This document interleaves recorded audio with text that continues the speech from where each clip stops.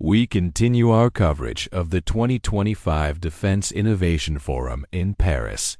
Today, I'm meeting again with Antoine Tournet, CEO of French Maritime UAS manufacturer Diodon. You may remember Diodon from their successful launch of the HP30 maritime drone from a submerged submarine in partnership with Naval Group. This time, we're talking about their recent participation in NATO Task Force X, a major exercise held in the Baltic Sea. During the exercise, Diodon deployed its HP30 maritime unmanned aerial system, now fully operational and in service with several navies and coast guards across Northern Europe and Southeast Asia.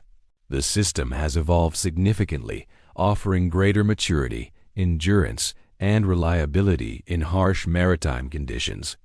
One of its key strengths is that it is fully waterproof, corrosion-resistant, and seaworthy, making it ideal for deployment from uncrewed surface vessels, also known as USVs.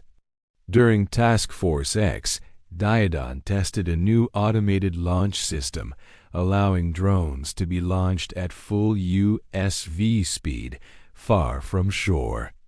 This capability enables USVs to deploy aerial surveillance and reconnaissance even in remote maritime zones. The exercise brought together NATO forces and USV manufacturers from France, the United States, the United Kingdom, and Norway, creating valuable operational collaboration.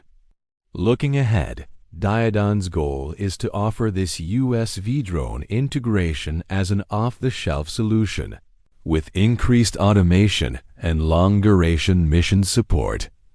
The company aims to deploy these systems with major navies by 2026. This marks a major step forward in the robotization of naval operations and maritime security.